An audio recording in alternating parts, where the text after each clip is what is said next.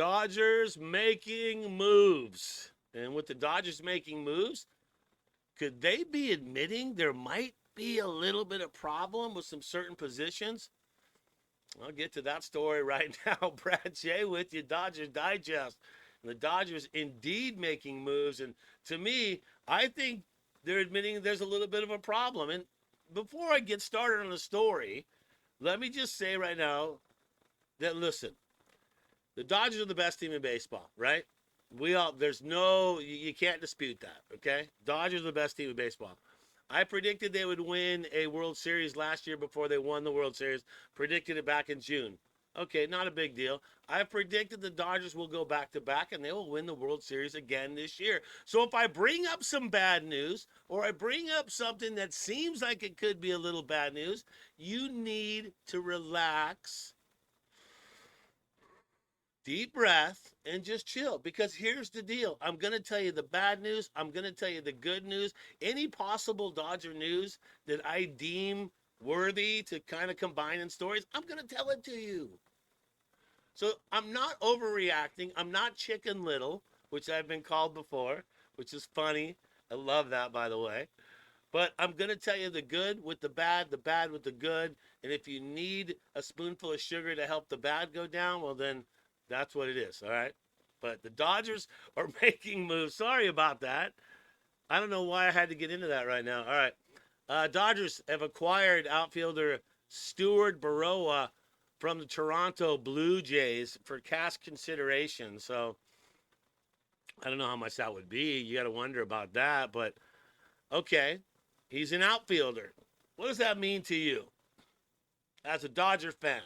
An outfielder.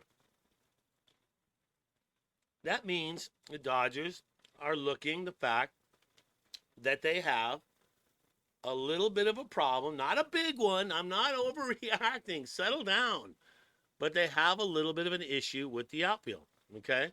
And so the Dodgers have acquired someone who doesn't have like these massive numbers at all or anything. He doesn't. But there could be a small window of opportunity for Berroa in LA because Dodgers outfielder Teo has been placed on a 10-day list on May 6th. Now, Wednesday, I think last Wednesday, Dave Roberts said he could miss about 2 weeks if he progresses well. What is that? We didn't hear the other part, though, Dave. What's the other part? If he doesn't progress well, how long is that? And so the Dodgers making a move, that makes me think a little bit, and maybe, once again, I'm the Chicken Little here, but I'm telling you right now, I like what I see. They're making some changes. They know they need some help. Outman is not crushing it. That is not a huge Bolton. Conforto, that is not brand new news either. Has not been producing out there as well. And with Teo out, that makes an issue. It also makes you think, do you move Mookie back to the outfield so he can cover it? But the Dodgers are trying to do stuff to see if they can maybe fix the problemo that's going on. Berroa started the season in the minors and only was hitting 195. So when you see this, you're on, really? That's it? With 4 runs batted in AAA Buffalo was where he was playing. He made his major league debut. He was in with the Jays last year. It was his rookie year. Put up slashed 189, 333, and 216. No home runs, 1 RBI across 37 at-bats.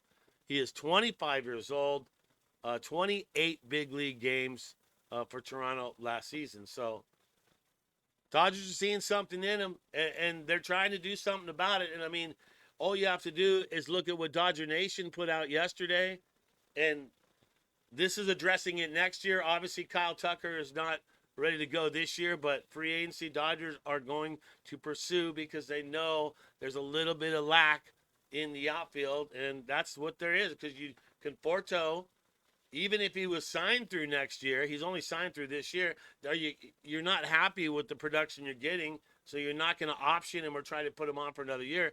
And so the Dodgers know that they lose him, and who knows what's going to happen with Outman.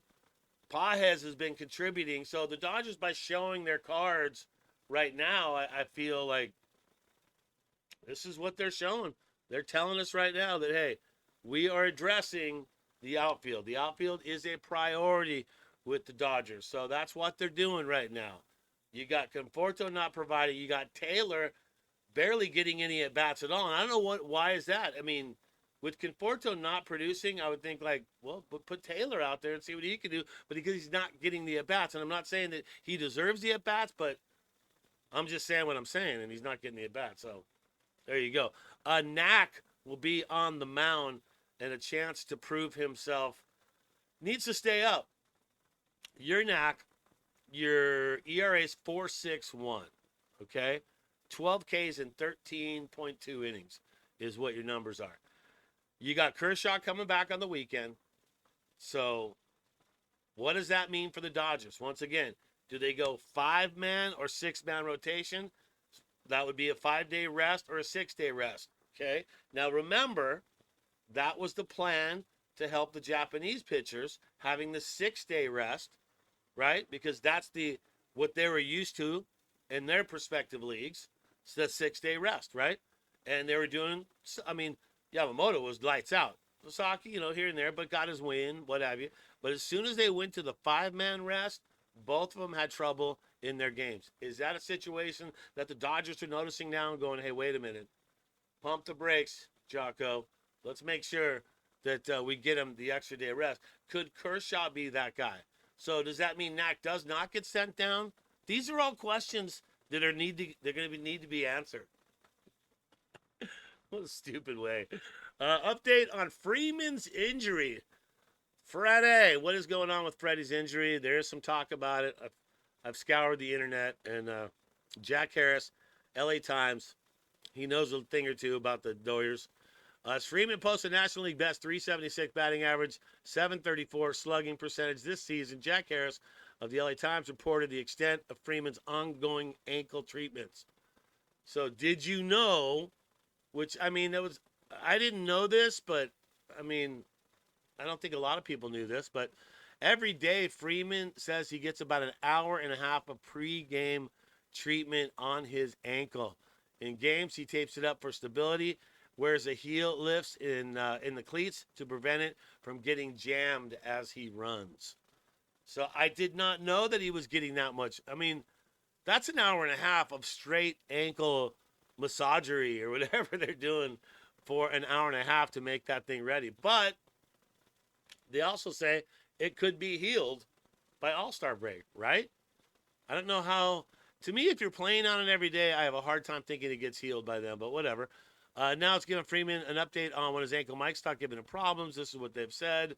Perhaps by All-Star break, Freeman has been told by the team's training staff. So Dodgers training staff said, hey, by All-Star break, you could be relatively normal, right? You'd be good to go.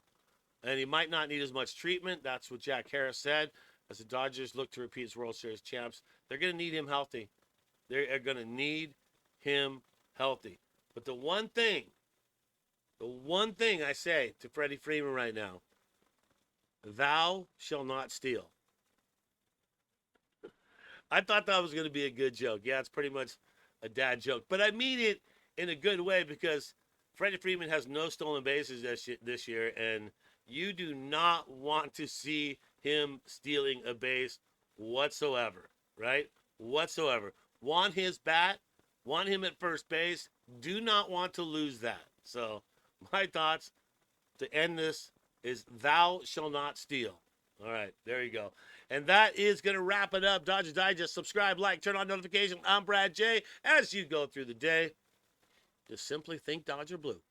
Let's go, Dodgers.